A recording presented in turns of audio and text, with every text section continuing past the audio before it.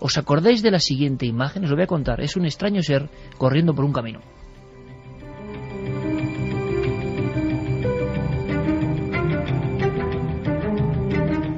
¿Os acordáis? Una especie de coyote deforme o, no sé, un chacal con sarna y desde luego con el morro completamente desproporcionado. Y va un coche de policía, si no recuerdo mal, filmándolo y siguiéndolo hasta que se desvía y creen que es el mítico chupacabra, porque fue la palabra chupacabra en un principio la que se dijo, no chupacabras, que luego se convirtió en popular. Bueno, el FBI ha sacado información. Estoy viendo ahora mismo, como, vamos, lo tengo delante de la cara, aunque no esté aquí, en la memoria, que es un espejo perfecto, un fascículo, El mundo de los ovnis, JJ Benítez, año 80, y era una especie de gran vaca que era absorbida hacia los cielos en mitad de la noche, era muy impresionante, y un disco de luz arriba, y el titular era Mutilan el ganado.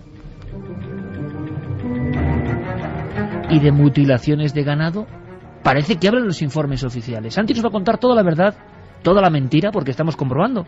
Hoy en día las informaciones que nos llegan pueden tener trampa y cartón. Hay que verlo. Parece que los informes son auténticos, reales. Han descubierto algo de las mutilaciones de ganado. Al mismo tiempo, hace apenas 10-12 días, se hablaba de nuevas teorías para el asunto del famoso chupacabra.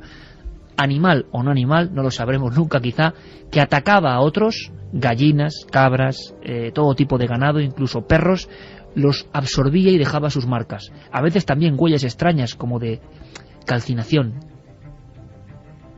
Parece que hay un investigador que ahora dice que todo eso puede surgir de un susto provocado por el cine.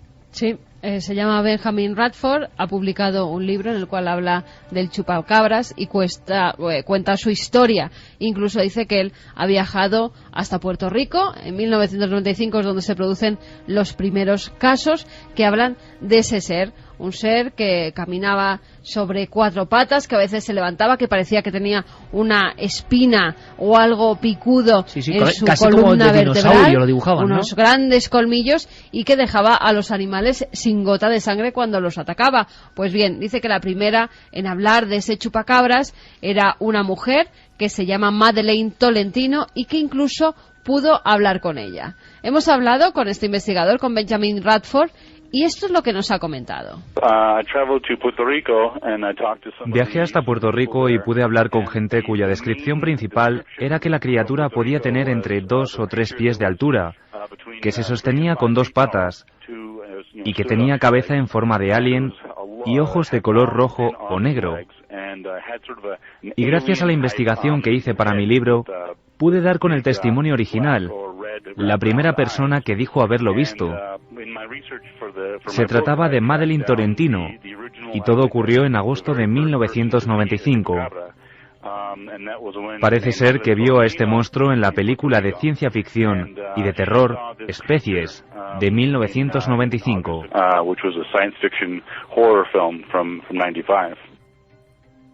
Está escondiendo algo en su interior. Tiene razón. Esto ocurrió 3 meses después de nacer. Observen con atención. ¿Qué coño es eso? Rebobine la cinta. Fíjense en sus pupilas. Se mueven muy deprisa. Está soñando. Pesadillas. Sufre horribles pesadillas. Sufre una especie de ansiedad.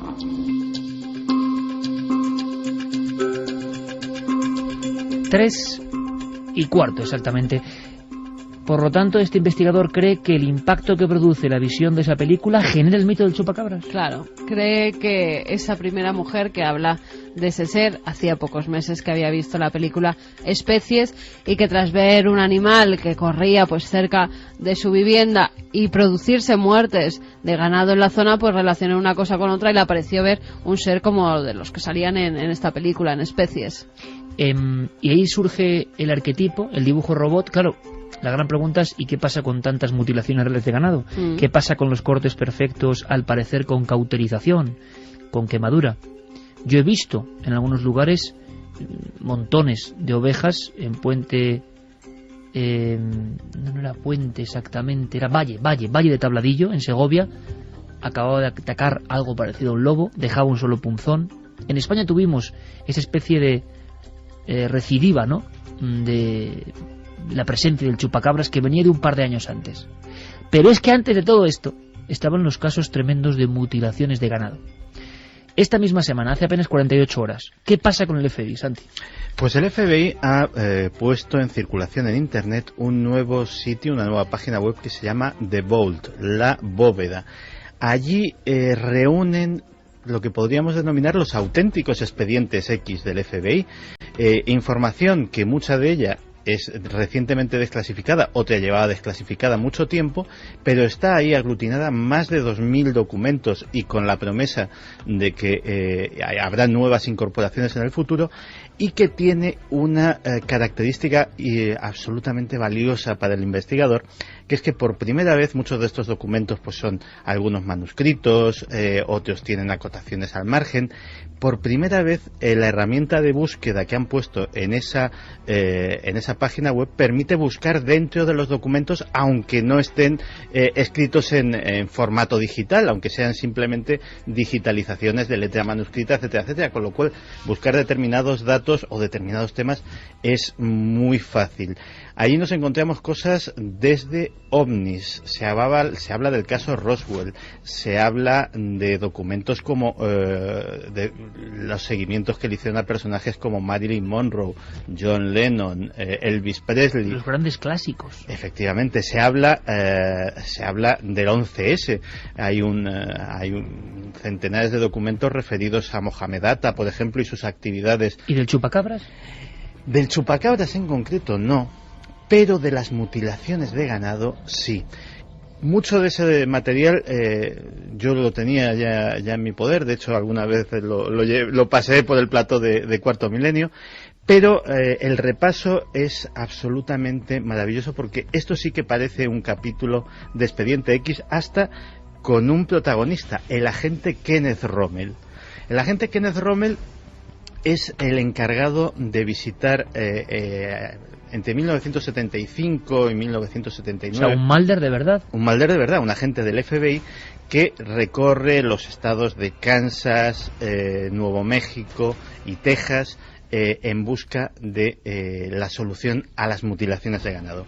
En 1967 ocurre en Alamosa, Colorado, el primer caso, una yegua llamada Lady, que curiosamente la prensa la llamó Skippy, no se sabe muy bien si es que le sonaba mejor o cómo era la cosa, que aparece desangrada, como muy bien has dicho, con cortes limpios que le cercenan, por ejemplo, todo lo que es la mandíbula, la quijada, eviscerada por completo a través de agujeros minúsculos, más pequeños que lo que correspondería para sacar esas vísceras, y los cortes aparecen limpiamente cauterizados. La criatura aparece sin una sola gota de sangre en su interior, aparece sin tuétano, sin médula espinal dentro de su espina dorsal. Y como curiosidad, esta es de mi cosecha, hace muy poco, hace apenas 2 o 3 años, el esqueleto de Lady /Skippy fue subastado en eBay por $50.000. Hay gente que compra cualquier cosa, y esto, que es historia viva del misterio, lo compra. ¿Y se aporta algo más? ¿El FBI llegó a alguna conclusión que no sabíamos? Muchas. Estamos hablando de 130 documentos, no 130 páginas, 130 documentos, casos diferentes.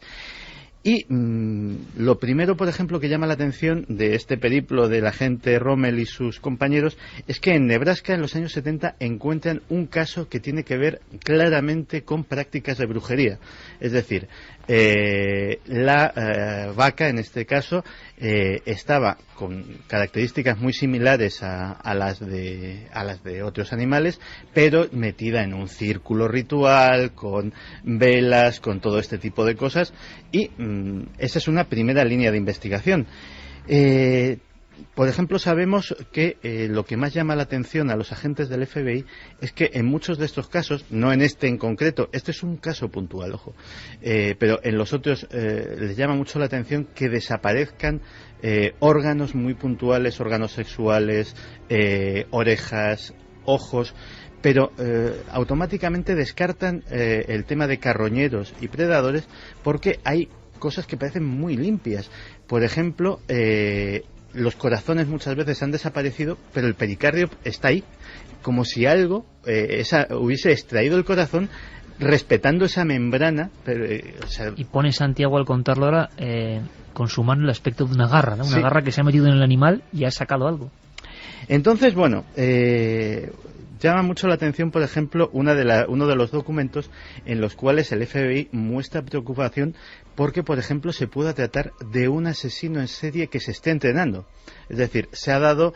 se ha llegado a barajar esa hipótesis. Sí, se ha llegado a barajar esa hipótesis. Es bien conocido, sobre todo en Cuántico, que tienen probablemente el mejor departamento de ciencias del comportamiento criminal de todo el mundo. Pues una de las cosas que se sabe es que normalmente los asesinos en serie empiezan siendo maltratadores de animales, asesinos de animales, mutiladores de animales, y que cuando eso ya no les satisface es cuando pasan a mayores. Pues el FBI, con esto de las mutilaciones de ganado, baraja perfectamente esa hipótesis. Luego aparece un único sospechoso, o sea, real, que es una secta llamada los Hijos de Satán. Los Hijos de Satán... Y todo esto con el público creyendo sobre todo en platillos volantes en un principio. Los Hijos de Satán es el único sospechoso que se menciona como tal, es decir, con nombres y apellidos de alguna forma. Es una secta satánica, evidentemente por el nombre, curiosamente formada por exmilitares, gente que ha estado en campaña, en Vietnam, en otros sitios, en Corea incluso, y que son tremendamente violentos y, se les hace sospechosos incluso de estar planeando sacrificios humanos. Otro informe de estos 130... Sería a la sombra del chupacabras o de las mutilaciones de ganado, todo lo que se escondía misterioso de verdad. Sí, sí. Hay otro documento que es bastante curioso, que es el informe de un veterinario que habla de la posibilidad de que se trate de experimentos. Porque en una de las necropsias que se hace a tejido de estos animales, encuentra bacterias que son únicas y exclusivas del organismo de las aves. Es decir, estamos hablando de mamíferos que están contaminados con bacterias aviares. ¿Estamos viendo a personas de laboratorio haciendo extraños injertos y cosas y experimentando en mitad de la noche en un campo de Estados Unidos? Eso, voy a adelantar la parte del capítulo de conclusiones que saca la gente. Claro, él dice lo que el sentido común dicta. Él dice, bueno, si alguien, sea una corporación privada o sea una agencia gubernamental, está realizando en secretos experimentos sobre el ganado, ¿por qué no tiene su propia granja y hace los experimentos sin causar alarma social? Efectivamente, de lo cual saca la conclusión de que esto se hace con la intención de causar esa alarma social. Es decir, si el experimento es de algún tipo, entre otras cosas es sociológico, porque lógicamente quieren esta publicidad. Luego hay otra carta que es de un senador, y esa también es muy curiosa, en la cual es una carta al FBI, y le pregunta al FBI que, bueno, que yo sepa, la mutilación de ganado no es un delito federal. ¿Ustedes qué están haciendo aquí? Porque lógicamente eso le correspondería más al sheriff de cada pueblo y tal. Y él se extraña. La contestación del FBI viene a ser que, bueno, que ellos detrás de esto ven la posibilidad de que haya algún tipo de crimen organizado, de organización criminal, sea esas sectas satánicas que dijéramos o cualquier otra cosa, y que por ese indicio es lo que les justifica a ellos a tomar cartas en ese asunto. Pero el senador ya aparece como escamado con la historia. Y bueno, posiblemente el más alucinante de todos los documentos es el que hace referencia al análisis de una sustancia fluorescente, de unos copos que aparecen sobre los cuerpos de varias de estas criaturas sacrificadas, ¿no? Y curiosamente llama la atención porque hay dos resultados y los dos son absolutamente contrapuestos. El resultado 1 dice que se trata de pintura acrílica fluorescente, ¿vale? Hay un segundo resultado de otro análisis que nadie sabe si exactamente si se hizo para contrastar el primero o si el primero es una forma de, digamos, era más público que este segundo, que podía haber sido más secreto, en el cual se dice que la sustancia es desconocida.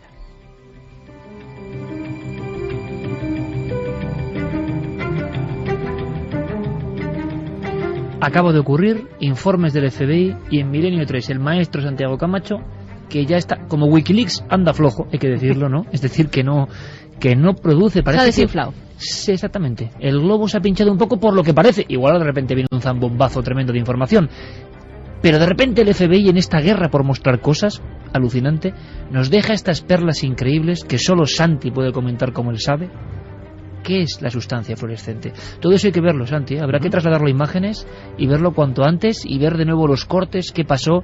Las hipótesis son increíbles. Sectas, experimentos, lo que todos barruntábamos, brujería, y también esa posibilidad extraña, ¿no? Y luego están los avistamientos de ovnis en muchos de estos lugares. Y coincidentes con las mutilaciones. Y de los célebres helicópteros negros, helicópteros sin ningún tipo de señal ni de matrícula, cosa que es ilegal en cualquier país, incluido Estados Unidos, y que nadie sabe a quién pertenece.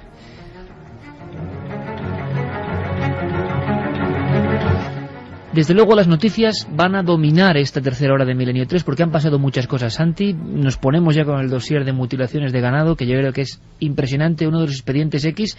Hemos conocido al mal del Real, que se llama Kenneth Rommel. Es muy de amigo tuyo también, pero Kenneth Rommel Jr. Kenneth Rommel Jr. investigando. Esos amigos de Santi que tienen que volver a pasarse por aquí. Por supuesto. A su debido tiempo llegarán los amigos de Santi para, bueno, quitarnos un poco quizá la densidad de la España negra, por ejemplo. Esto ¿no? hubiera sido una buena noche, sí, ¿ves? es verdad. Para pero hay tanta información, información. Por ejemplo, ha pasado algo en Estados Unidos. Estamos a punto de recibirlo. Vendrá Carlos Largo con la última hora, con la crónica de Javier del Pino. Nuestro compañero Fermín Agustí ha hablado con Antonio Piñero, se acaba de descubrir el fragmento de escritura más antiguo de Europa. Yo me pregunto, simplemente por preguntar, bueno, ¿y el del mundo cuál es exactamente el más antiguo? ¿Y que tenga que ver con el misterio cuál es? ¿Y en España cuál es? Antes de todo eso, vámonos a un lugar desconocido, Sao Tomé. Han pasado cosas que también son, sí, de España negra y de miedo. Sao Tomé y Príncipe, una localidad africana, Iker, que está viviendo en una de sus escuelas, en la escuela Guadalupe, pues unos fenómenos muy extraños. Son ya más de 80 niños los que entran en una serie de trance donde adquieren una fuerza sobrenatural, muchos de ellos al mismo tiempo. Empezaron los hechos hace casi un año, al principio no se les dio importancia, pero fíjate, en la actualidad siguen ocurriendo estos sucesos. Esos niños, muchos de ellos siguen entrando en trance. La escuela Guadalupe se ha cerrado ya durante 2 o 3 ocasiones, varios días, porque eran incontrolables. Además, los demás alumnos, son casi 800 alumnos en esa escuela, los demás alumnos, claro, se asustaban, intentaban salir por las ventanas viendo en los trances que caían sus compañeros, hasta tal punto que el Ministerio de Educación ha tenido que poner psicólogos y policías para controlar esos fenómenos y a esos niños. Los policías aseguraban que una niña de 12 años era imposible sujetarla por la fuerza que tenía, y eran 4 miembros de la policía. Hemos podido hablar con Abel Veiga. Él es un periodista del periódico Tela Nov, que es el que ha estado pues durante todos estos meses recabando información, hablando con las personas, incluso acudiendo a los rituales que se han realizado en la escuela y que ahora comentaremos. Él nos decía lo que se está viviendo allí y nos hablaba también de un rito ancestral, el de Jambí. Él nos cuenta lo que es.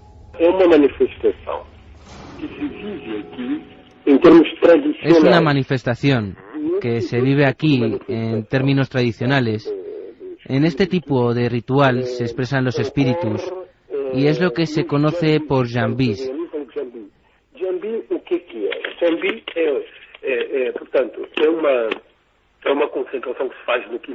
¿Cómo es el jambí?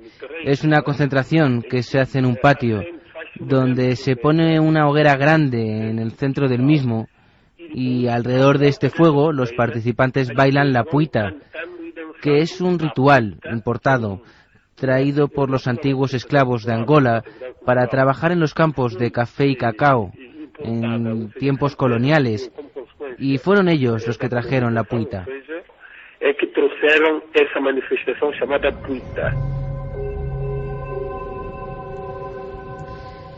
Pues en ese ritual, Iker, hay varias cosas con esas hogueras. Parece que los espíritus acuden allí mientras se hace el ritual. se incorporan en los participantes, eso dicen, que es lo que se conoce como el Yambí, y se manifiestan, y normalmente son espíritus de los antiguos esclavos angoleños que murieron precisamente allí. En el corte 3, que si lo tiene Noel Calero nos lo va a poner ahora, este periodista Abel nos dice qué pasa si durante ese ritual esos espíritus entran dentro del cuerpo de los participantes. Si el espíritu entra en ti, pasas a hablar la lengua de él, como parece ocurrir entre los alumnos. Empiezas a hacer cosas inauditas. Por ejemplo, beber 2 botellas de aguardiente de caña de azúcar, fumar 2 cajetillas de cigarrillos, comer fuego, brasas ardientes que están en el centro de la puita, se las meten en la boca, se las tragan, bailan sobre el fuego. Cuando el espíritu sale del cuerpo de la persona, ella se desploma, como si hubiera muerto, y al cabo de un rato retoma conciencia propia.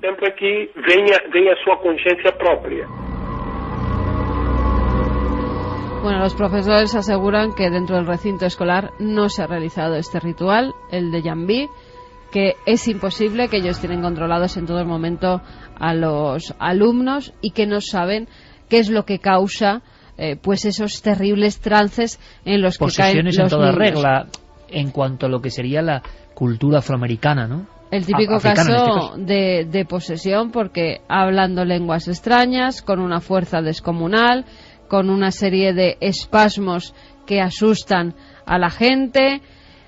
En fin, los padres ya estaban asustados, no sabían qué hacer y dijeron, y además lo hablaron con los directores y los profesores del colegio, que tal vez lo mejor sería hacer ese ritual de verdad dentro de la escuela para que ese espíritu se manifestara y dijera quién es y así poder combatirlo.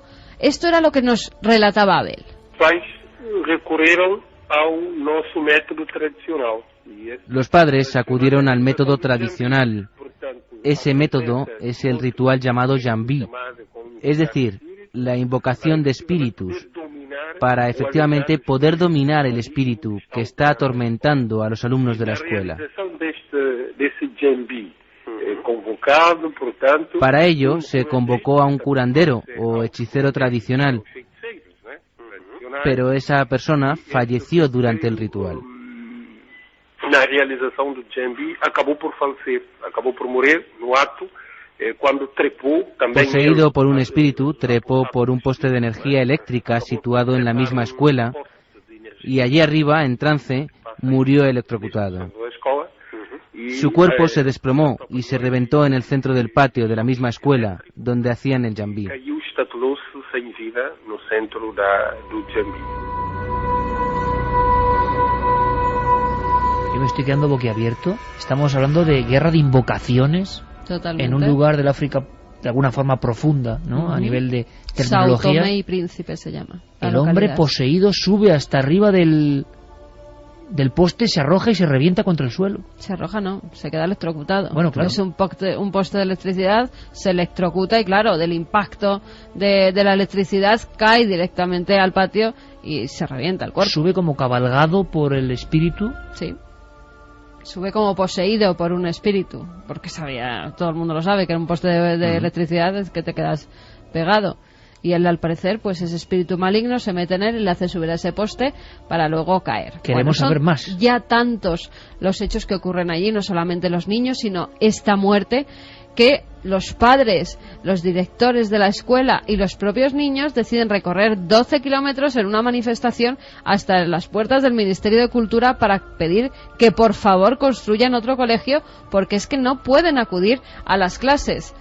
Recordemos que en estos sitios la economía pues no es mucha, las autoridades aseguran que no pueden hacer nada, tan solo llevar a policías a que controlen lo que puedan allí a los niños y una serie de psicólogos, pero los hechos se siguen produciendo Y hoy en día, Iker, hay varias hipótesis de por qué se producen. Vamos a ver, la Iglesia evangélica considera que es el diablo, pero hay un ingeniero, Luis Teixeira, que dice que puede ser por alteraciones geomagnéticas. Pero hay algo más. ¿Qué había debajo de ese colegio? Que es la principal hipótesis. ¿Han excavado debajo de la escuela? ¿Han encontrado algo? Abel nos lo comentaba. De todos modos, después de Jambi, los alumnos pasaron a disfrutar de 1 o 2 semanas de cierta tranquilidad, puesto que los niños ya no eran poseídos por los espíritus, podían estudiar normalmente. Pero al cabo de un tiempo vuelven a suceder los fenómenos de trance. Ellos mismos, los jóvenes, asustados con esta situación, convocaron una manifestación y salieron caminando de la escuela Guadalupe hacia la capital, Sao Tomé, a unos 12 kilómetros de distancia.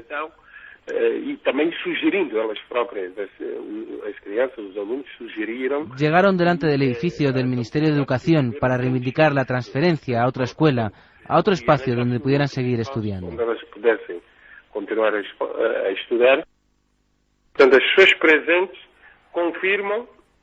Los presentes confirman que el hechicero levantó una calavera.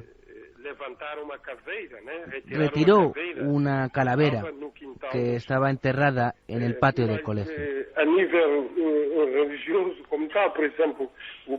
Pero en el ámbito religioso, el obispo de Sao Tomé, que es católico, no cree en lo sucedido y dice que el cráneo no estaba allí anteriormente, que había sido enterrado adrede por el hechicero y su equipo para impresionar a los presentes.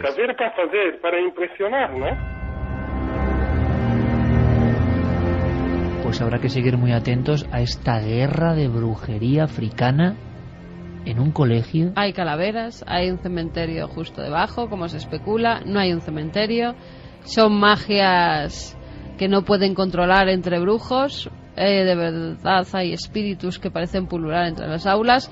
Lo cierto, Iker, es que los trances se siguen produciendo, que los niños siguen entrando en trance, hablando lenguas extrañas, que muchos de ellos ya no acuden a la escuela por el miedo de los padres a que les ocurra algo.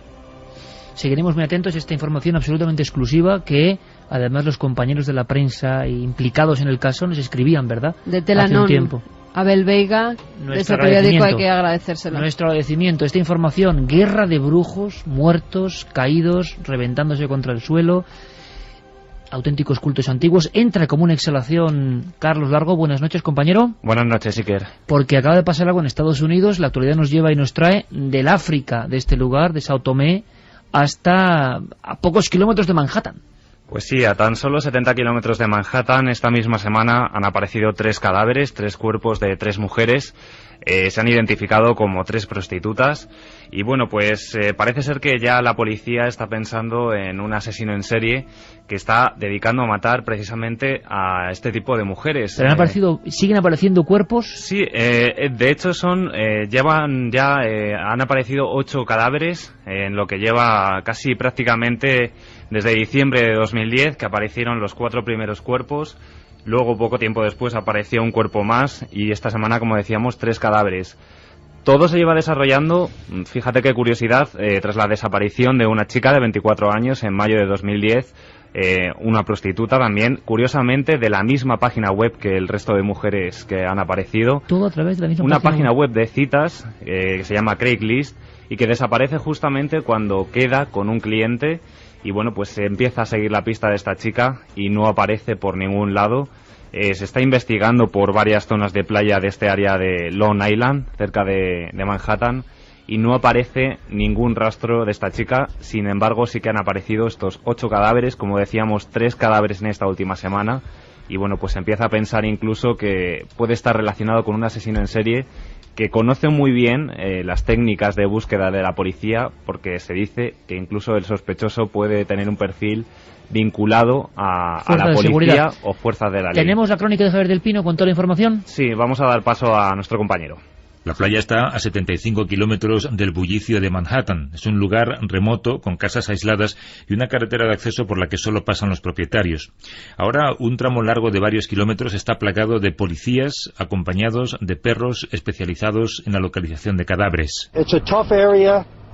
Es una zona muy complicada, dice el jefe de la policía. Es muy fácil que se te escape algo y queremos rastrearlo todo antes de que la primavera llene todo de matojos y de arbustos. Si hay más cuerpos, queremos encontrarlos.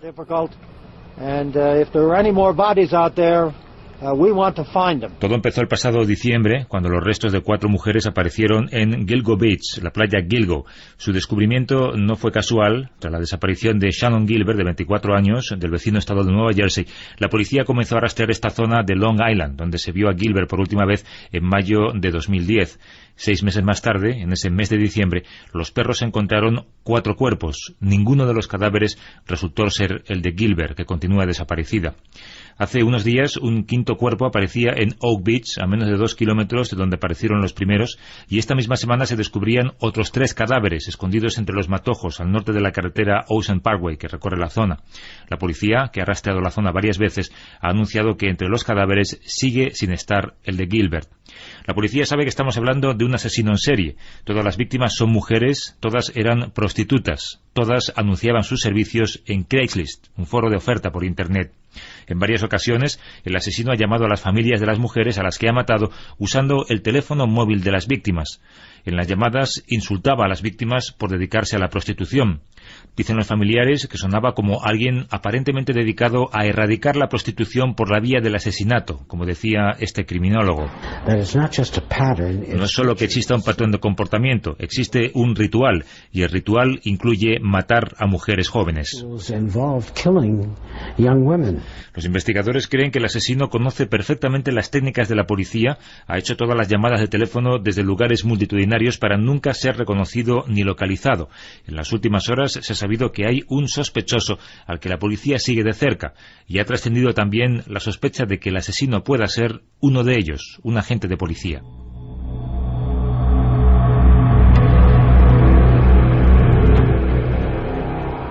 De película. Está pasando ahora mismo, tipo CSI, sospechan incluso de algún tipo de policía que tiene algo en contra de las prostitutas, pero 8 cuerpos de diciembre aquí me parece impresionante, ¿no? No solo eso, sino que también se conocen otros casos anteriores en esta zona de Long Island, que bueno, es una zona muy veraniega, conocida popularmente sobre todo en verano, que luego durante el resto del año se queda un poco más despoblada y quizá, como ahora quizá vamos a comentar, recuerda otros casos, otras historias también en Estados Unidos vinculadas a zonas de pobreza, de gente que está excluida socialmente. Y bueno, pues fíjate, 2 casos en muy pocas líneas. En el año 93 hay un arresto también de otra persona de 34 años, desempleado, que confesó haber matado a 17 mujeres, prostitutas también, en esta zona. En la misma zona. Y prostitutas. Y luego en el año 96, otro también empleado postal de 42 años que dijo también haber matado a otras 5 prostitutas. Parece ser una zona maldita, y además por este tipo de crímenes. Yo creo que es esa zona de cuando vas a Nueva York en avión, va quedando un lateral que ves la playa y ves ¿sabes qué pasa? Que zonas como privadas pero solitarias. Es que es una zona de playa que en invierno no está casi... Un poco fantasmal, ¿no? No está casi habitada, entonces pues es caldo de cultivo para maleantes, prostitutas y también para que esos cuerpos no aparezcan. Entonces, pues es el sitio más fácil para arrojar los cadáveres, aunque fíjate la casualidad de que estén buscando a una chica desaparecida de su cuerpo y encuentren 3 o 4 cuerpos de prostitutas muertas, que ahí es donde empieza la investigación, buscando a una de ellas, que al final no la encuentran otros cuerpos. Es raro y sobre todo la prensa está hablando de un asesino en serie, aunque la policía no quiere hablar ya de un personaje así porque tienen mucho miedo, sobre todo en Estados Unidos, a los asesinos en serie. Vamos a hacer una cosa, seguiremos muy atentos con toda esta información, como es normal, la información de actualidad es total. Le voy a pedir a Noel Calero que busque, hay un documento que pone Psicofonía Milenio 3,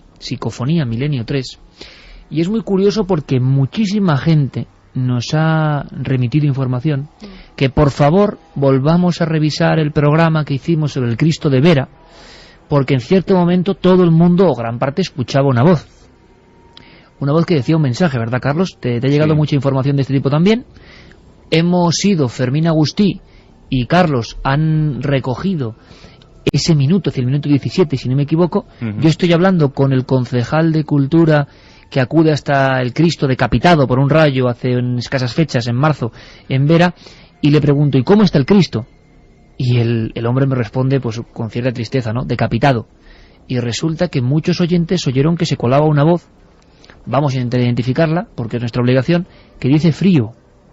¿Cómo está el Cristo? Frío.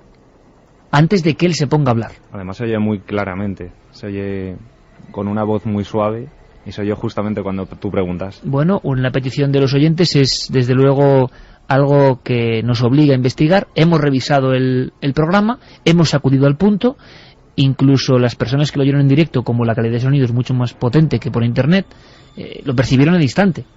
Escuchamos. En mi pregunta hay una voz al parecer que no es la del invitado, que dice frío. Vamos a escuchar. ¿Y cómo está ahora Miguel Ángel el Cristo? Hombre, pues ahora mismo está decapitado. ¿La repetimos, Noel? ¿Y cómo está ahora Miguel Ángel el Cristo? Hombre, pues ahora mismo está decapitado. Claro, es verdad que se oye frío, pero yo no sé si puede ser algún sonido inconsciente, o de la ropa, o del roce, o respiración del propio invitado. Yo creo que cuando coge la respiración de frío, o como al absorber para coger Puede aire y que sale esa... Es clarísimo, pero yo no sé si es paridolia auditiva de alguna forma, ¿no? Santi, sí. Carlos, ¿qué opináis? No, desde luego el sonido está, es evidente, y el origen, sí, podría ser perfectamente el propio invitado, como muy bien ha dicho Carmela, al aspirar aire, que hiciera un sonido algo así como... Exacto, pero es un poco... Sí, además no ocurre en ninguna otra parte de la entrevista, eso es verdad. No, eso es cierto, pero sí que estoy también con Carmen y con Santi, que creo que es además justo al inicio de la conversación cuando empieza a coger el aire y se produce. Lo extraño es que se escucha perfectamente. Claro, y los oyentes, siempre tan atentos al programa, dijeron, es que además de entrar dentro del contexto, ¿no? Frío. ¿Cómo está el Cristo? Frío. Un Cristo que había sido decapitado por el rayo. Volvemos a escuchar, Noel, para quitar cualquier tipo de duda. Ahí está la supuesta psicofonía, creemos que es esto, esta es nuestra hipótesis. Si escucháis otra cosa o tenéis otra, pues estamos deseosos de recibirla. Ocurrió hace un par de semanas en este programa. ¿Y cómo está ahora Miguel Ángel el Cristo? Hombre, pues ahora mismo está decapitado. No sé.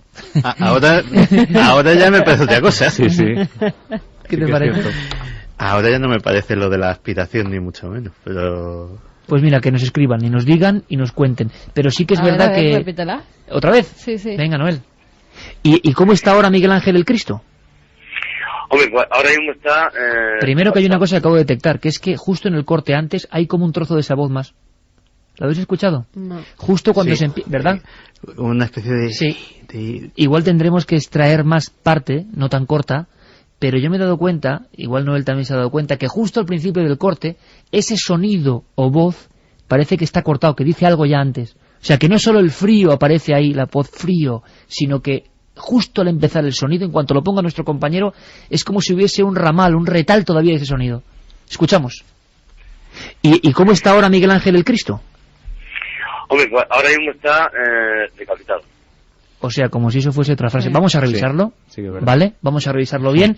Si tenéis una opinión, nos la comentáis. Yo creía que podía ser yo, porque muchas veces te digo que quites el aire acondicionado, que tengo no, frío, pero no es que en este caso no es mi voz y no te voy a interrumpir cuando estáis hablando. Y está muy por encima de la voz del invitado. Y tiene un sentido. A ver si nos podéis ayudar. Pensábamos incluso en un roce de la ropa, pero no parece. No es la primera vez que hay sonidos extraños ni en este programa, que no ha sido muy pródigo en eso, pero sí en otros programas célebres. Juan Antonio Cebrián en su día tuvo una impresionante con Germán de Argumosa, que decía, qué alumno, que yo creo que es de las mejores que se han escuchado en la historia de la radio. Pero ha habido muchos programas de misterio, claro, llevamos 10 años, 800 y pico programas. Alguna vez tiene que pasar. Y esta ha llamado la atención, que es lo que me gusta de todos los oyentes. Seguimos la investigación. Si la semana que viene tenemos más datos, los damos. Muy de España Negra, por cierto, esto también. ¿Qué ha pasado esta semana? Bueno, ¿qué ha pasado tal día como hoy a lo largo del resto de la semana de la historia? Efemérides. ¿Qué ha ocurrido? Pues fíjate, Carlos Largo, yo no sé si casualidad o no, creo que también recupera historias que tienen que ver con esa densidad del misterio profundo español. Efemérides.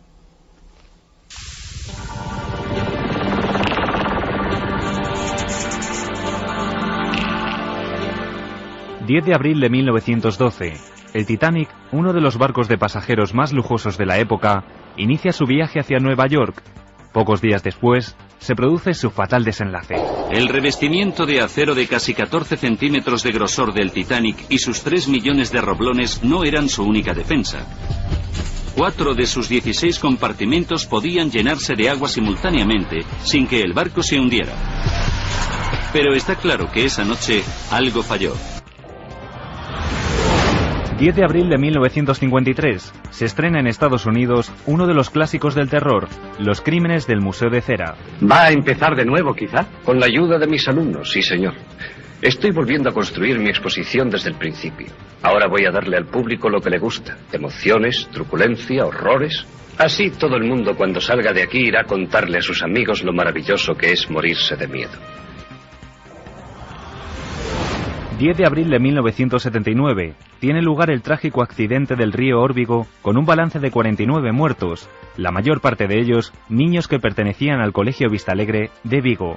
Eso fue catastrófico, una cosa horrorosa que jamás se ha podido ver. Que yo precisamente he sido uno de los que más pronto les ha visto. Le he visto a los 2 minutos o 3 minutos de caer el autocar, sentí vocear unos gritos, hay una señora que pedía auxilio y mi hijo y yo que estábamos trabajando en la construcción nos hemos tirado del andamio rápidamente y unos por un lado y otros por el otro, ya todo el pueblo se movilizó, eso fue de pánico, hay que estar ahí solo para saberlo. 10 de abril de 1980, un ovni esférico aparece en los cielos de Perú. El protagonista de su encuentro es el comandante de las Fuerzas Aéreas, Óscar Alfonso Santamaría. Y no era pues, un objeto conocido, autorizado por nosotros, y el comando de la unidad dio la orden, ¿no? Que salga un avión y lo destruya antes de que se acerquen, como si fuera, lo tomamos como un elemento de espionaje, ya que estaba en zona prohibida y sin permiso de la gente de la base. Así que procedí a despegar cuando recibí la orden y inmediatamente, como estaba cerca, tomé puntería y le disparé una ráfaga larga de 64 buses de 30 milímetros esperando ver de que esto se destruya. Pero para sorpresa mía fue de que el objeto seguía intacto después de haber sobrepasado toda la ráfaga y más bien inmediatamente empezó un ascenso y un alejamiento de la base. 10 de abril de 2010. La efeméride de Milenio 3. La nave del misterio se trasladaba hasta Turín con motivo de la exposición de uno de los grandes enigmas de nuestra sociedad, la Sábana Santa. 1:16.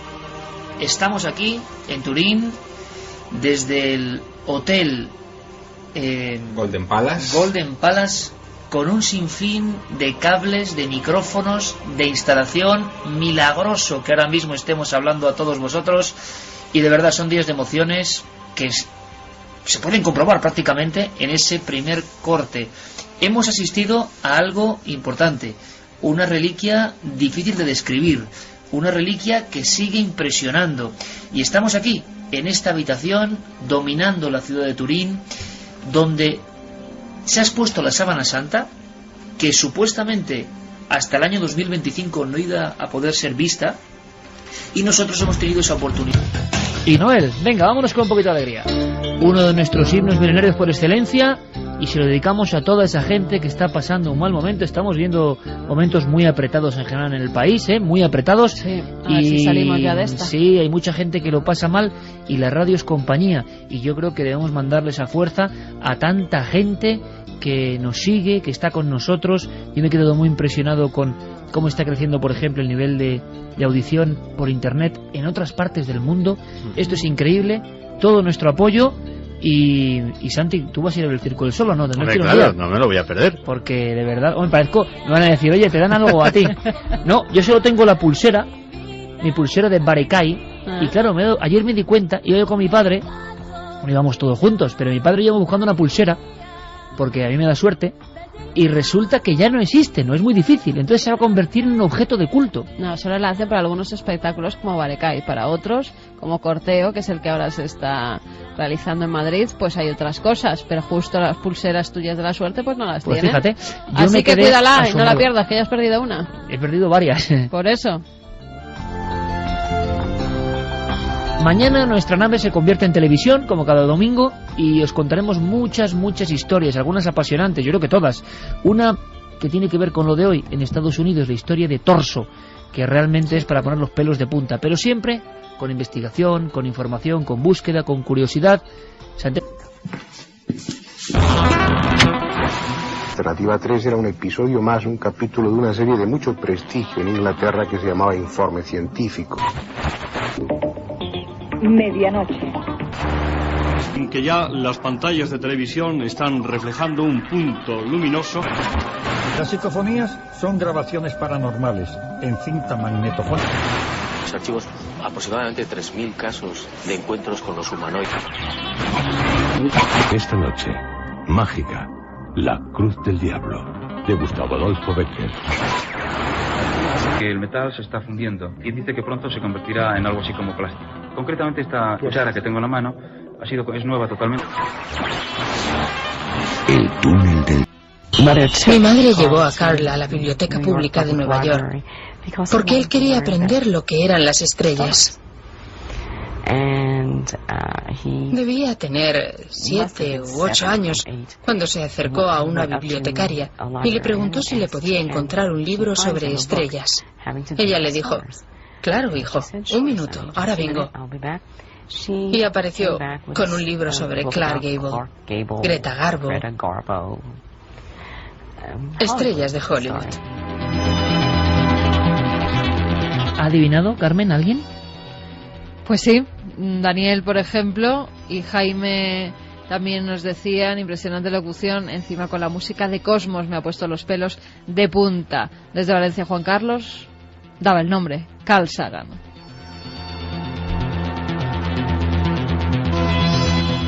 Alpha de Evangelis, músicas que sonaban en aquel inicio de los 80 y la voz increíble de ese locutor, que era la voz en España de Sagan. Por cierto que luego se han hecho reposiciones de alguna forma o en DVD de esta serie y sin esa voz ya no es lo mismo, ¿verdad, Diego Marañón? Que buenas noches, vaya sorpresa. No te lo esperabas, ¿eh? No me lo habías dicho, que callado te lo tenía. José María del Río, Sagan, un punto azul pálido en mitad de la nada, que es la demostración de lo poco que somos y lo que él quiere decir. Este tipo, asombroso, con luces y sombras como todo el mundo, pero que era un niño con una inquietud especial. Ya lo hemos visto desde el principio, ¿eh? Sí, José María Carrascal lo definía en 1980 en sus crónicas para ABC como, bueno, en 3 líneas decía: profesor en la Universidad de Cornell, 45 años, 2 hijos, 2 divorcios, premio Pulitzer, 4 libros en su haber que han sido otros 4 superventas, y la revista Time acaba de dedicarle su portada, el titular: The Showman of Science, el showman de la ciencia. Un hombre con cuello vuelto, con chaqueta de pana, con sonrisa franca, a través de una nave interespacial que de repente populariza términos que parecen lejanísimos al común de los mortales. Estamos hablando de Cosmos, pero antes de Cosmos hay algo, que es su paso por las universidades. Y un detalle muy interesante, parece que en Harvard, en la mítica Harvard, era un incomprendido, Diego. Sí, el papel público que adoptó Carl Sagan durante su carrera en televisión le valió entre sus compañeros, entre sus colegas, el calificativo un tanto peyorativo de divulgador más que otra cosa. Ellos no veían con muy buenos ojos ese afán de popularidad que parecía tener, pero eso sí, todos ellos reconocían que todo aquello cuanto contaba Carl Sagan en televisión, a pesar del lenguaje quizá demasiado lírico o épico para ellos, llegaba al público, todo era real y todo quedaba meridianamente claro. Vamos a conocer, vamos a ver si tantos amigos y amigas se les ha puesto la carne de gallina, ¿no? Cuando han escuchado a José María del Río y han escuchado a Sagan vivo, porque Sagan falleció, luego lo contaremos, se han vuelto a sentir esa conexión con el icono, ¿no? Que se siente cuando uno escucha pues a Félix de la Fuente, a Fernando Jiménez del Oso, a tantos que hicieron tanto, y que cuando ha pasado el tiempo es cuando vemos que renace en nosotros una especie de extraña comunión con ellos. Bueno, pues Harvard fue un lugar donde era un bicho raro. ¿Por qué? Porque él quería contar las cosas de forma apasionada. Tuvo mucho éxito como profesor, pero tenía claras las diferencias. Le interesaba más la comunicación pública, la popularización. E irónicamente, en el entorno de Harvard pudo ocurrir que este interés en popularizar la ciencia fuera perjudicial para su carrera. En cambio, en Cornell siempre se investigaban temas insólitos, avanzados y especulativos, que eran exactamente los que a él le interesaban. Vemos a un hombre que tiene pasión desde niño por las estrellas, que es incomprendido en Harvard a pesar de su gran inteligencia y de su conocimiento, y que acude a Cornell donde parece que todo va más avanzado, que no hay tanto miedo. Vamos a escuchar la introducción a la gran serie Cosmos. Y ahora Diego nos va a contar qué supuso. Yo creo que en el mundo y también en España era algo sensacional. Yo creo que la mayoría de niños españoles vimos el espacio por vez primera acompañados por esta voz.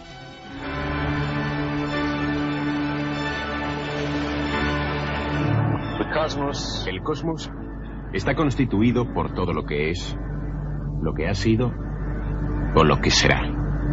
La contemplación del cosmos nos perturba. Sentimos un hormigueo en la espina dorsal, un nudo en la garganta, una vaga sensación, como si fuera un recuerdo lejano, de que nos precipitamos en el vacío. Sabemos que nos estamos acercando al mayor de los misterios. El tamaño y la edad del cosmos están más allá del entendimiento humano. Perdido en alguna parte entre la inmensidad y la eternidad se encuentra nuestro... Y una cosa clarísima y flagrante, era un poeta de la comunicación, no era un texto cualquiera, era algo que iba al centro de las emociones y del corazón de millones de personas. Estas palabras, fundidas con la inmensidad del espacio, le hacían sentirse a uno muy pequeño, ¿verdad, Diego? Exactamente.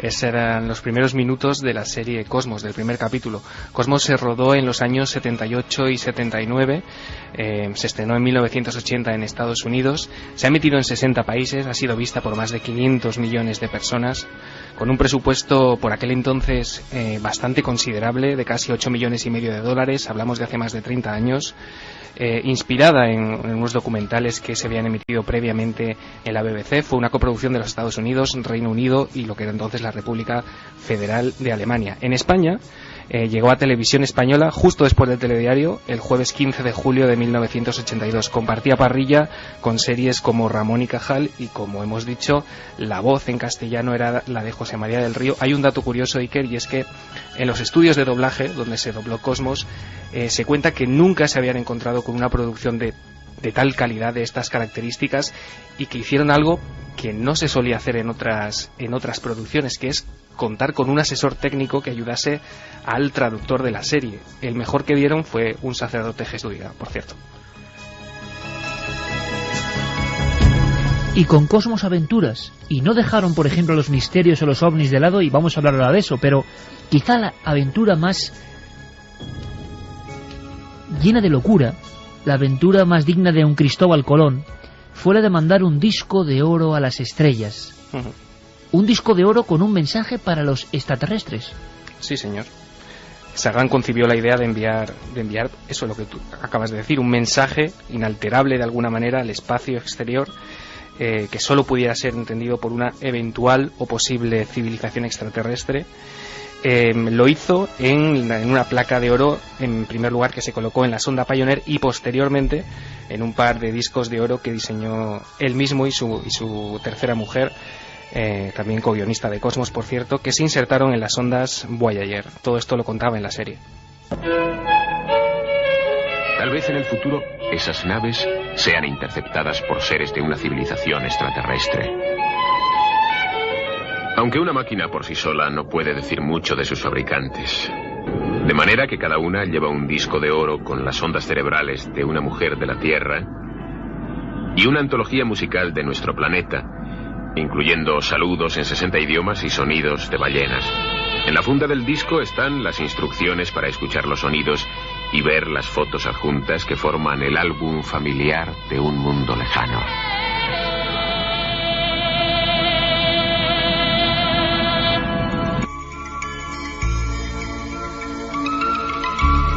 Como no podía ser de otra forma, el fondo de Vangelis, que nos acompaña, como siempre ha acompañado las palabras de Sagan. Gracias a él, gracias a esa nave, a una nave muy anterior, la nave del misterio, desde luego, a través de un gran ventanal se veían mundos solo antes imaginados, ni siquiera esbozados. Y se veían instalaciones de la Tierra maravillosas, dignas de la ciencia ficción. ¿Alguien ha podido olvidar esas antenas inmensas en mitad de Puerto Rico, como grandes oídos abiertos a la inmensidad, y a través de las cuales se esperaba recibir el mensaje de otros mundos? Este es el telescopio de radio radar más grande del planeta Tierra, el Observatorio Arecibo. Está situado en un apartado valle de la isla de Puerto Rico. Envía y recibe señales de radio. Es tan grande y potente que podría comunicarse con un radiotelescopio idéntico que estuviera a 15.000 años luz, a mitad de camino del centro de la galaxia de la Vía Láctea.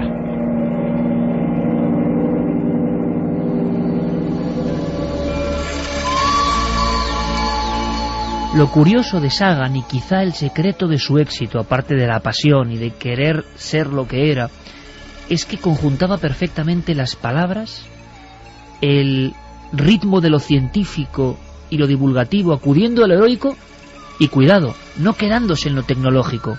Diego, Carl Sagan nos enseñó sitios que luego hemos reconocido, por ejemplo, con superproducciones como Ágora, la Biblioteca de Alejandría. Sí, este señor. hombre rediseñó la Biblioteca de Alejandría con ordenadores, con escenarios, como un lugar de conocimiento, y de pronto en mitad de Cosmos, en mitad del espacio, aparecían las culturas más remotas. Sí, señor. El propio Amenábar reconocía, ¿no?, la influencia de Cosmos digamos, en la concepción de los escenarios que pudimos ver en Ágora. Tuvo cierta polémica la inclusión de este episodio en el primer capítulo de Cosmos, porque bueno, su visión de la Biblioteca de Alejandría fue un tanto criticada por algunos historiadores que no compartían de todo lo que Sagan contaba en ese capítulo. La verdad es que, como dices, los efectos especiales de la serie eran impresionantes, pocas veces vistos antes. Se incluían en la versión original un total de 70 secuencias que incluían efectos ópticos, y bueno, para que te hagas una idea, los encargados de llevar a cabo estos efectos especiales eran, entre otros, estaba Robert Ballack, que fue ganador de un Oscar por La Guerra de las Galaxias. Él trabajó en Cosmos. O sea, que era una serie que estaba dispuesta para que todo el mundo, en su hogar, en frente de la televisión, se quedase pensando en la idea abrumadora, ¿no?, y cósmica del espacio interestelar. ¿Cómo veía Carl Sagan? Él en mitad, es un episodio impresionante. Ahora se puede volver a revisar todo esto en internet.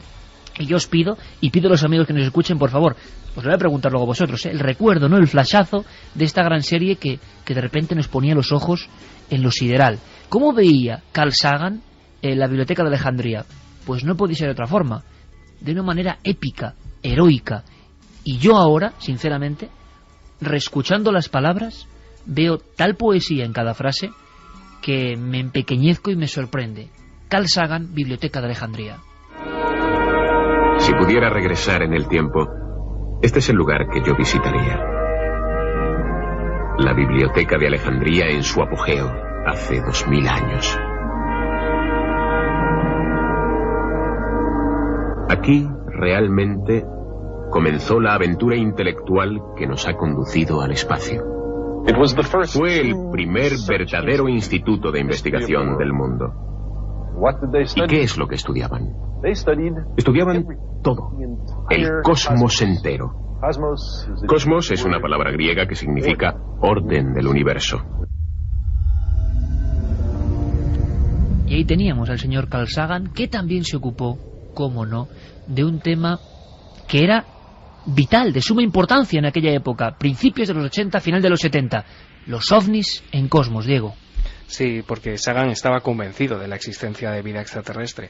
No así de la visita de platillos volantes o naves extraterrestres, pero sí de esa existencia de vida extraterrestre a la que él contribuyó a buscar, ¿no?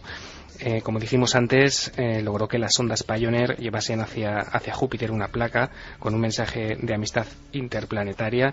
Y bueno, Sagan siempre utilizó, digamos, misterios clásicos, ¿no? Hablaba de astrología, siempre con un punto bastante crítico. Hablaba de astrología, hablaba del suceso de Tunguska, y habló en el episodio número 12 de la abducción del matrimonio Hill. Ni más ni menos, la primera gran abducción, esa pareja, un hombre negro, una mujer blanca, causa un efecto tremendo, digamos, el testimonio de estas personas que han sido pues llevadas mediante secuestro a una nave de origen desconocido, según siempre su declaración, y dentro observan una especie de mapa estelar y también unos seres terribles. Da la vuelta al mundo este caso, y Carl Sagan lo contaba así. Lo que ocurre es que igual también hay historias más o menos secretas que quiero que Javier nos desvele en torno a esa relación entre el gran científico, el astrónomo estrella y los ovnis. Así hablaba de la gran abducción estadounidense. Esta es la historia que contaron Betty y Barney Hill. Prácticamente todos los científicos que han estudiado el caso se muestran escépticos. Pero los defensores de los ovnis creen que el caso Hill es un ejemplo clásico de un encuentro en la tercera fase. ¿Por qué? ¿Qué tiene de especial? El mismo psiquiatra de los Hill describió su historia como una especie de sueño. No hay pruebas que lo demuestren. El argumento del mapa estelar no tiene valor.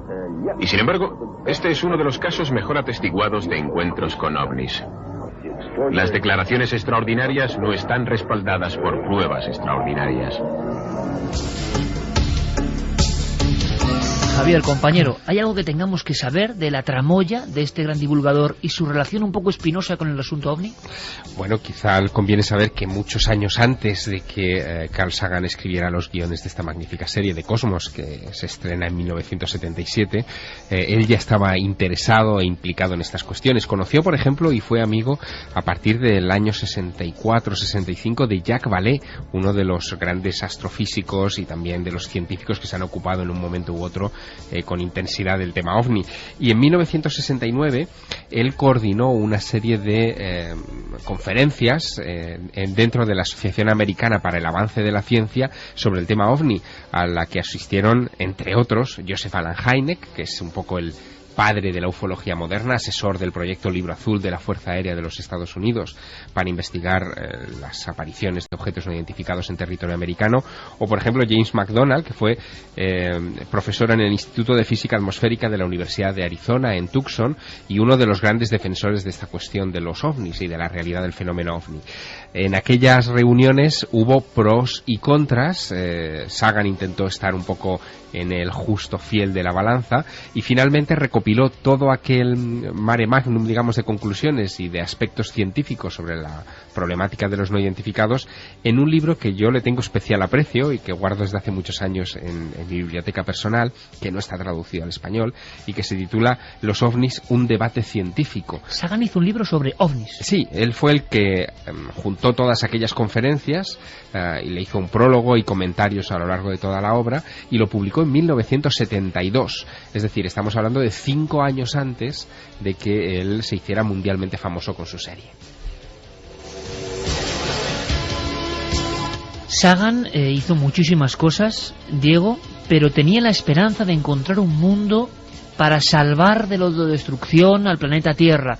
Da la sensación en su serie, en sus escritos, de que la tecnología humana, el aprovechamiento desmesurado de los recursos, nos estaban llevando a una espiral sin salida, y que quizá, y esto sí que es, no sé si profético, pero desde luego impresionante, muchos mundos muertos del sistema solar y del espacio, muchos mundos muertos, eran el reflejo, el calco de alguna forma, de humanidades que habían tenido cierta tecnología y que solo habían alcanzado la autodestrucción.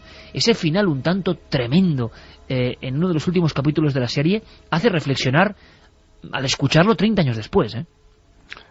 Sí, Carl Sagan además estaba especialmente involucrado en la lucha contra, las armas nucleares, ¿no? Hasta el punto de que entre 1986 y 1987 fue arrestado en 2 ocasiones cuando intentaba trepar una valla de un campo de pruebas para bombas atómicas. ¿Sagan arrestado? En Nevada, sí, en 2 ocasiones, entre los años 86 y 87 en Estados Unidos. Lo que estaba haciendo era protestar contra la carrera nuclear entre Estados Unidos y la Unión Soviética, y desde luego que ese peligro nuclear, esa inquietud, quedaba también patente en el último capítulo de Cosmos. Fue uno de los que acuñó, de hecho, el término invierno nuclear, sí, y el que nos hizo temer las consecuencias de un posible enfrentamiento entre las dos superpotencias. O sea, también fue adelantado en ese aspecto.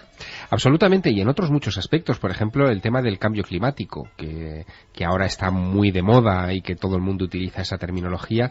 Él llegó a esa conclusión estudiando otros planetas del sistema solar, especialmente Venus. Él hizo varios estudios sobre la atmósfera de Venus, sobre el calentamiento de la atmósfera de Venus, y extrapoló sus conclusiones a qué podría suceder si la contaminación, el dióxido de carbono pudiera hacer más opaca nuestra atmósfera y crear un cambio climático. Imaginaos mundos como Marte, imágenes de Marte, planetas que parece que han hervido de alguna forma, que no hay atisbo de vida aparente, que grandes temperaturas han arrasado cualquier recuerdo de eso que es la vitalidad de un organismo.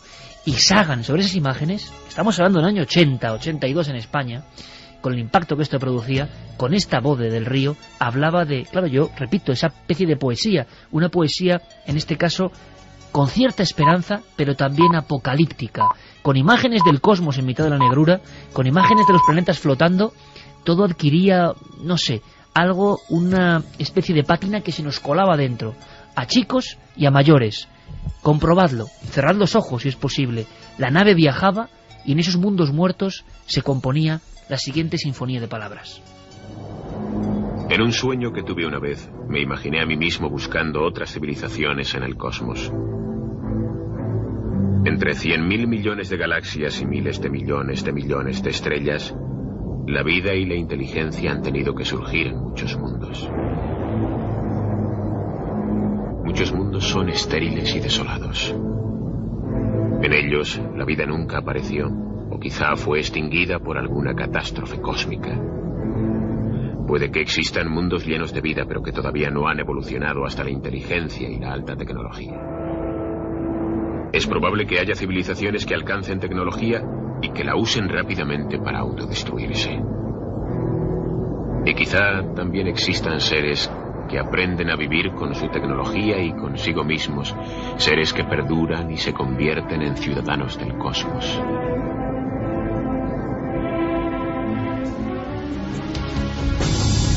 Esa frase, ese término, ciudadanos del cosmos, personas que eran capaces de convivir con la tecnología, la ciencia, el conocimiento y no acabar con su propia estirpe.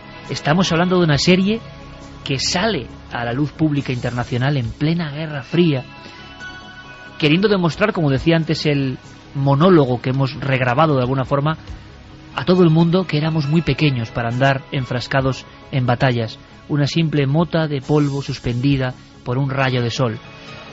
Recuerdos de Cosmos, y que sean muy fugaces, casi como una estampa. Santi, Javier, Carmen, yo no sé si por año recuerdas Cosmos en su emisión, tú eras muy pequeña, yo creo. Santi. A mí me cambió la vida. Así. Uf, y pues qué fuerte, sí.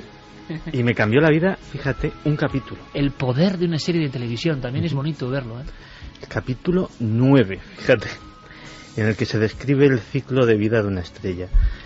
Y yo no fui la misma persona antes y después, porque se me metieron en el ADN dos ideas que me han acompañado siempre y que han determinado mucho de lo espiritual, digámoslo así en mí. Una, que todo lo que somos viene del Sol. La vida, la energía. Curiosamente, de todo lo que se mueve en el planeta, la energía nuclear es lo único que no procede del Sol, es la única excepción. Y la otra, que todo lo que vemos, todo lo que conocemos, da igual lo permanente que nos parezca, las pirámides, este estudio, el planeta mismo, desaparecerá algún día y no quedará ni rastro de que existió. Eso te hace ver las cosas de otra manera y a mí me cambió la vida. Escuchando a Sagan en estos minutos de radio, yo me hago una pregunta que seguro que muchos de los oyentes de Milenio 3 también se estarán formulando. Cuando se emitía la serie de Carl Sagan Cosmos, había también otras ventanas donde aprendíamos muchas cosas. Estamos hablando de Ramón Sánchez Ocaña, Más vale prevenir, por ejemplo. Mítico. Claro, o estamos hablando de Más allá, de Fernando Jiménez del Oso, o La puerta del misterio. ¿Qué hemos hecho con nuestra televisión? Suena un tanto apocalíptico, como sonaban las palabras de Sagan. ¿Tú no recuerdas casi ni en retazos, Carmen, las imágenes de la nave y cuando yo me empeño en lo del cuello vuelto y la chaqueta de pana? Bueno, tú en el Cuarto Milenio además hiciste un homenaje a Carl Sagan en alguno de los programas. Volveré. Yo recuerdo un capítulo que era con una tarta de manzana. Sí, señor. Sí, señor. La tarta de manzana. Que además la iban haciendo poco a poco. No, la iban haciendo la tarta, iban metiéndola en el horno. Tenía algo que ver, lo recuerdo, pero algo que ver con las estrellas, cómo se iban formando, y a la vez hacía una comparativa con la tarta de manzana. Pero eso es lo que tenía Sagan, que por cierto yo lo repito, y me gusta esa sensación. Qué pequeño me siento, qué poco me siento, qué mediocre me siento cuando escucho a un tipo como Sagan cuando veo un guión establecido como el de Sagan y veo tanta belleza en cada palabra. Bueno, nos queda mucho por aprender, desde luego, ¿no? Él tiene una colección de frases enormes, que en fin, que son citas que se podrían utilizar para casi cualquier cosa, ¿no? Pero él decía, por ejemplo, a veces creo que hay vida en otros planetas, y a veces creo que no. En cualquiera de los dos casos, la situación es asombrosa. Era un poco Einstein en cuanto a las frases, Sagan, ¿eh? Tenía ese impacto, tenía esa fuerza, tenía... Bueno, ese episodio de la tarta de manzana, que yo me acuerdo muy bien, con Alfa de fondo sonando, él hacía dos cosas que eran increíbles.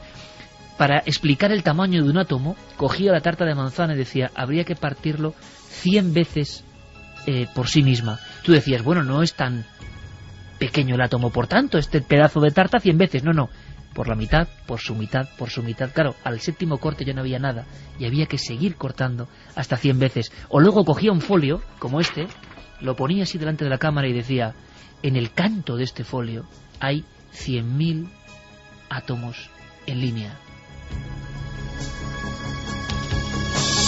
Y claro, te explicaba unas cosas que solo una mente absolutamente prodigiosa podía hacer. ¿Qué fue de Sagan? ¿Cuándo nos dejó, Diego? Pues nos dejó en 1996. Murió a los 62 años víctima de una neumonía que se complicó, una enfermedad que la arrastraba desde hacía unos años, que era la mielodisplasia, una anomalía en el desarrollo de las células sanguíneas, que bueno, en sus últimas entrevistas ya mostraba un aspecto, la verdad, bastante deteriorado. Y bueno, todo el mundo se hizo eco, ¿no? Ese día, el 20 de diciembre de 1996, a las 3 de la mañana, cuando Sagan cogía ese diente de león y se elevaba hacia el cosmos. Cuando Santiago Camacho decía que cambió su vida escuchar una voz de Sagan, de José María del Río en España, y ver unas escenas, nos damos cuenta, primero, de la responsabilidad, y segundo, de la potencia que tienen los medios de comunicación, para bien y para mal. Por lo tanto, la pregunta que lanzaba al cosmos Javier Sierra no es ninguna tontería, ni mucho menos. Es, ¿cuántas vocaciones no, sino todo lo contrario? ¿Cuánta abyección también a veces se produce con un mensaje mal dado en ciertas edades, ¿no? Y cómo una cantidad de maestros impresionantes nos enseñaron a amar las cosas. Y Sagan está ahí entre ellos, capaz de esa épica, de esa emoción, sin épica, sin entusiasmo. La ciencia solo es difícil que entre, porque es compleja. Sagan consiguió ese milagro. Incluso el milagro, aunque sea como anécdota, que me contaba Diego Marañón, del nombre de Google, que él lo explicaba de una forma sencilla, hablando de números casi infinitos, ¿verdad? Sí, cogía un rollo de papel enorme. Y bueno, en ese capítulo él estaba dentro de un castillo, una especie de castillo medieval, e iba desenrollando ese papel por todas las estancias del castillo. Era un 1 seguido de millones de ceros. Y sí, ya ves, en 1980 ya nos explicaba lo que era Google. Por eso decía Isaac Asimov de Carl Sagan que tenía el toque de Midas en su acepción más sublime, que hacía inteligible todo cuanto tocaba. Carl Sagan, una mente prodigiosa, hablaba del Gobble, el Gobbleplex, una serie de cosas que no entendías, pero que te quedabas pensando en ellas y luego investigabas para saber qué eran. Un sembrador de conciencias, nuestro homenaje, pues hace 15 años. Hace 15 años nos dejó el maestro que, entre otras muchas cosas, cambió la vida de nuestro compañero Santiago Camacho y la de tantas y tantas personas. El túnel del... Nunca antes habías estado tan cerca de lo desconocido. Milenio 3. Cadena SER. Y parece que en las tenebrosas o maravillosas orillas del océano cósmico hemos dejado muchos amigos, porque el recuerdo, esto es lo bonito de esta sección, ha surgido. El recuerdo ha surgido. Y demuestra esto que mientras uno esté en el recuerdo, jamás muere. Porque Sagan parece revivir, ¿eh?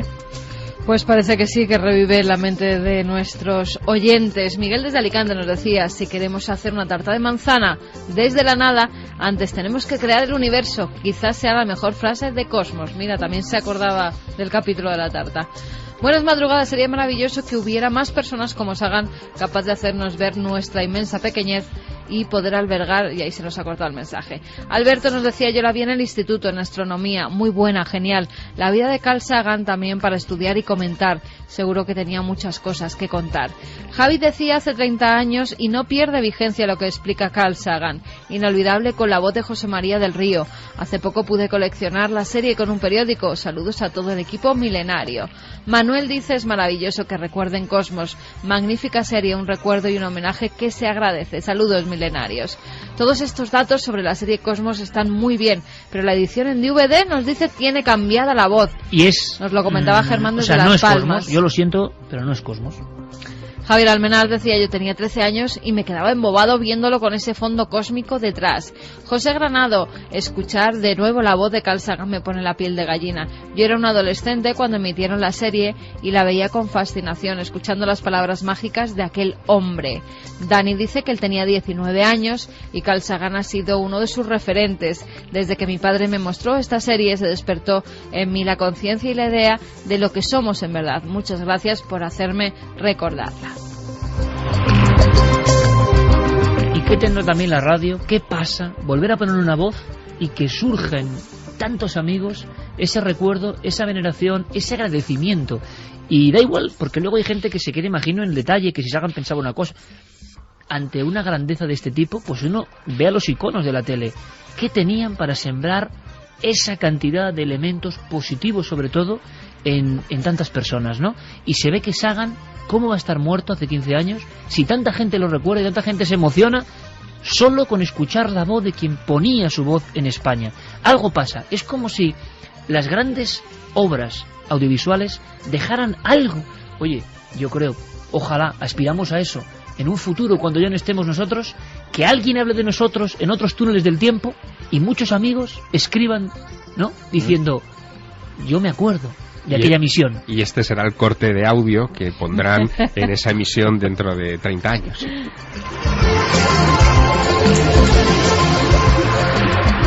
Yo creo que Sagan lo hacía con tanto entusiasmo, con tanta fe, con tanta vehemencia, como procuramos hacerlo aquí, mejor a veces, peor otras, pero con mucho entusiasmo, porque igual en nosotros radica, por lo menos en el subconsciente, de que hay algo de esa misión que hablaba Javier Sierra, algo por lo menos de utilizar los medios, no para el lado oscuro, ¿no?, sino para motivar emociones. Y emociones vienen con la sección de nuestro compañero Santiago Camacho. Sonarán los acordes de la conspiración, Noel Calero, compañero, porque vamos a hablar de guerra. Esto es así, estamos viviéndolo ahora mismo. Guerra. Y detrás de la guerra, amigo Santi, mucha conspiración. Todo el mundo creemos que el mundo está dirigido por el dinero. No. Se puede vivir sin dinero, se puede vivir sin religión, o con muy poco dinero, se puede vivir sin religión, se puede vivir sin política, pero no se puede vivir sin energía. Las empresas que gobiernan hoy en día el mundo son las que controlan la energía. Pues eso es lo que nos decía Alberto Vázquez Figueroa, otro maestro, otro gran maestro, cuya última novela, El mar en llamas, pues gira precisamente alrededor de los secretos de la industria petrolífera. Y es que efectivamente, desde que comenzó la intervención de la coalición en Libia, ha vuelto a surgir en los foros conspiranoicos y no tan conspiranoicos, simplemente en el de los ciudadanos suspicaces, la sospecha de que el petróleo vuelve a estar otra vez detrás de una contienda. Y es que el petróleo, que es un bien fundamental, efectivamente no se puede vivir sin energía, nos decía Alberto Vázquez Figueroa, tiene la inquietante característica de ser finito y su fin puede estar mucho más cerca de lo que imaginamos. Hay una teoría, la teoría del peak oil, del pico de producción del petróleo, o el pico de Hoover, como lo llaman los expertos, que dice que la capacidad máxima de producción que tiene el planeta ya se ha alcanzado y que a partir de aquí todo irá en declive, rápido además, y cada vez será más escaso y más caro, aunque hay, como Alberto Vázquez Figueroa, quien duda de que esto sea así. Yo recuerdo que en el año 75, cuando vino la primera gran crisis del 76, cuando vino la primera gran crisis del petróleo, lo que entonces llamaban los sabios del Club de Roma dijeron muy seriamente que en el 2004 todo el petróleo del mundo se habría acabado. Yo entonces escribí un libro una novela que se llama Marea Negra, es muy antigua, pero todavía se puede encontrar en algún sitio, donde dije que eso era una estupidez, que petróleo habría hasta el fin de los siglos y que todo se debía a una maniobra para encarecerlo. Me dijeron que bueno, que yo estaba loco, que qué barbaridad, que tal. Que yo sepa, el 2004 ha quedado atrás ya hace 7 años. Cada día consumíamos y consumimos más petróleo. El petróleo no se ha acabado. O sea que los del Club de Roma quedaron ricos.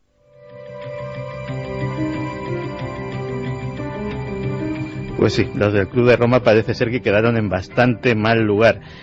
Y es que la presunta escasez abriría la puerta a terrenos de explotación ahora vedados, como el petróleo de la Antártida, o incluso a la apertura de nuevas líneas de negocio, como los biocombustibles, que harían que esas compañías que ahora controlan toda la energía también controlasen los mercados de los alimentos, provocando especulación, hambrunas, ingeniería genética, intereses ocultos de todo tipo. Forma parte del ideario popular que la industria petrolífera conspira para eliminar energías alternativas, al lado de los famosos motores de agua, de la energía de punto cero, de la fusión fría, aunque la industria del petróleo abarca mucho más de lo que pensamos. Las empresas petrolíferas tienen intereses en casi todo lo que se refiere a energía, no solo en petróleo. Tienen en carbón, tienen en las nucleares, porque esas empresas están controladas o grandes partes de las acciones están compradas con los grandes fondos de inversión o los grandes inversores del mundo. Entonces, a veces ellos mismos se encuentran con problemas. Si compran por allí, se les sale más, se les fastidia el negocio por otro lado. Así pues, ya nos hemos hecho una idea de más o menos qué es el negocio del que estamos tratando. Ahora vamos a unirlo con la otra parte de la ecuación, la guerra. Desde tiempos muy remotos, cuando digo de remotos puede ser la Segunda Guerra Mundial, el petróleo y la guerra han estado firmemente unidos. Hay quien dice que el ataque japonés a Pearl Harbor jamás se hubiera producido de no ser precisamente por un embargo de petróleo norteamericano a Japón que le puso en una situación insostenible y que le obligó, básicamente, a atacar a los Estados Unidos. Esa sería posiblemente la primera gran guerra, la guerra del Pacífico, en la que el petróleo tuvo un importante papel. Pero luego vinieron las guerras propiamente dichas, y como ninguna otra, la primera guerra del Golfo. Y ahí hay una historia apasionante. La historia de la embajadora April Glaspie, que fue desvelada por el New York Times el 23 de noviembre de 1990, y en ese reportaje había la descripción de una interesante conversación entre la embajadora norteamericana y el propio Saddam Hussein. Saddam informaba a la embajada norteamericana del movimiento de tropas que estaba haciendo hacia la frontera con Kuwait, y básicamente preguntaba, si aquí pasa algo, los Estados Unidos, ¿qué harían? Y leo textualmente lo que ponía The New York Times, insisto, 23 de septiembre de 1990, que contestaba la embajadora. No tenemos ninguna opinión sobre los conflictos entre árabes, como su disputa fronteriza con Kuwait. Yo estaba en la embajada estadounidense en Kuwait durante finales de los 60 y la instrucción que teníamos en ese momento era de no expresar ninguna opinión sobre este tema y sobre cuestiones como esta, que no están asociadas para nada con los Estados Unidos. Muchos observadores ven que, y evidentemente así lo entendió el propio Saddam Hussein, que los Estados Unidos le estaban dando luz verde para invadir Kuwait. Y los más suspicaces precisamente opinan que precisamente lo hicieron para justificar una intervención que llevara tropas norteamericanas, sobre todo no tanto a Irak como a Arabia Saudí, que es donde los norteamericanos tienen sus mayores intereses petrolíferos. Pero claro, ha habido otra guerra del Golfo, y si esta fue célebre fue por el tremendo caso de las armas de destrucción masiva. Pensemos que hay un caso que todavía no está solventado, que es el de la muerte del científico y experto en armamento David Kelly en Reino Unido. la única persona en aquel país, en un momento en que todo el mundo apostaba por esa versión y por esos informes que hablaban de armas de destrucción masiva, que se empeñaba en sostener que eran falsos, imposibles y absolutamente carentes de fundamento. Pues David Kelly murió en un extraño suicidio que muchos piensan que no fue tal, y ese caso todavía está pendiente de resolución.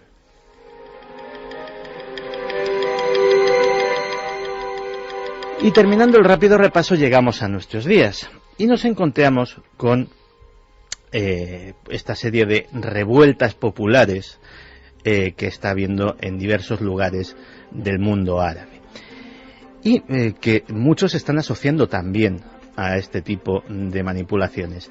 Y es que hace unos 10 días, Anonymous, la red de la que hablábamos hace unos programas, ha desvelado y colocado en sus sitios web la existencia de un proyecto del ejército norteamericano llamado Proyecto Metal Gear. El Proyecto Metal Gear sería una serie de redes informáticas, de programas muy sofisticados y de elementos para suplantar, analizar y modificar los perfiles de redes sociales. Básicamente lo que harían sería crear cientos de perfiles falsos que primero recabarían información, serían mantenidos artificialmente por el robot, que a su vez adquiriría diferentes personalidades y iría insertando estados de opinión para provocar revueltas o estados de opinión que se quisieran en determinados países, a la parte de recabar la información de cómo son, de todo básicamente lo que se comparte en esas redes. Hay quien precisamente está viendo que ese dominio tendría como justificación el llegar precisamente a Libia, eso sí, pasando antes por Egipto y por el control del canal de Suez.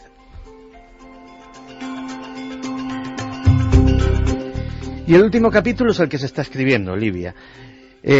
Hay intereses obviamente europeos, buena parte del petróleo de la Unión Europea procede precisamente de Libia, pero digamos que los analistas más suspicaces no estarían tanto centrados en el petróleo como justificación para este reciente interés por derrocar a Gaddafi, reciente porque los mismos países que muchas veces han estado ahora mismo intentando derrocarle han sido fieles aliados en otras circunstancias, sino porque Gaddafi se habría convertido con el paso de los años en la fuerza económica y en uno de los poderes más enormes de toda África, un continente que básicamente está por explotar, no solamente a nivel petrolífero, sino a otros tipos de niveles, y en el que Gaddafi había invertido cantidades ingentes de dinero, por ejemplo, en cosas tan variopintas como desde hacer escuelas y crearse buena prensa en países muy deprimidos, como patrocinar buena parte de los de los mundiales de Sudáfrica. Es decir, se habría convertido en una potencia de influencia tal en África que lo habría convertido en un peligro, porque lo veían, de hecho en muchos países se le llama el padre de África, lo verían casi como una especie de, salvando las diferencias, de potencial Hitler africano, y que habría llegado el momento de pararle los pies. La historia se sigue escribiendo.